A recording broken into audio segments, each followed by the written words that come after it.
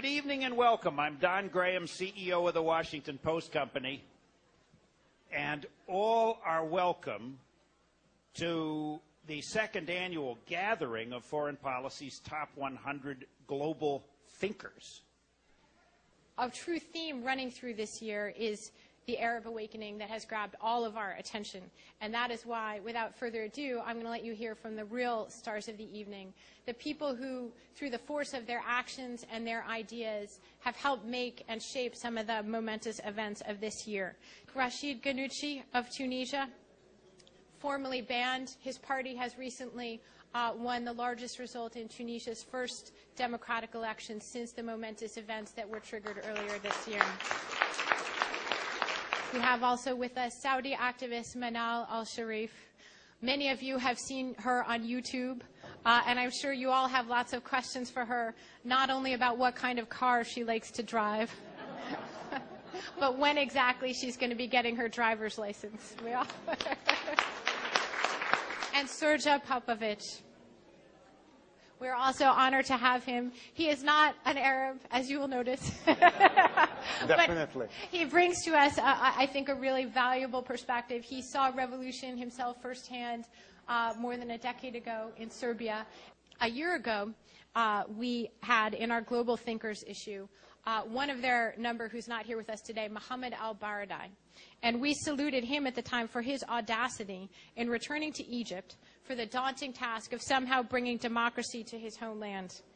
I see a decaying temple almost collapsing, we quoted al-Baradei as saying of Mubarak's regime. It will fall sooner rather than later. Now, I have to be honest. I really didn't think that was serious at the time. I thought it was the bravado of a very determined activist, someone who had committed his life, but I really didn't see it as a roadmap to current events. And I imagine that that's a good starting place for all of us to have a conversation about the breathtaking events of the last year. Egyptian elections, which was honest elections, free elections, fair elections, can transform this big country as a base of democracy for the whole of the region of the Arabic world. So the Brotherhood is moderate Islam, democrat Islam, and can affect the whole region and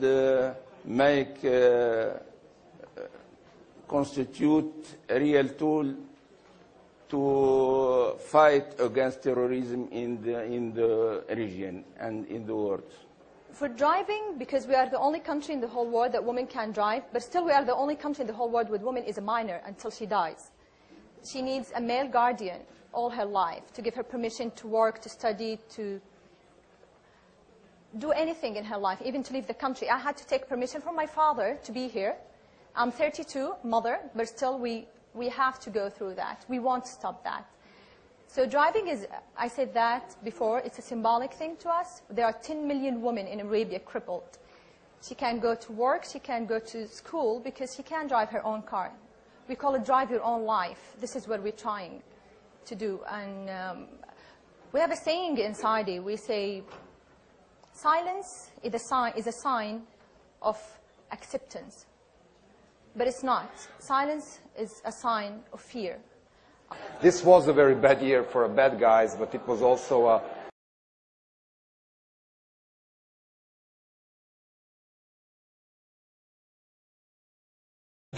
Avec Mohamed Adel, voici l'homme qui a mis en place la formation. Il s'appelle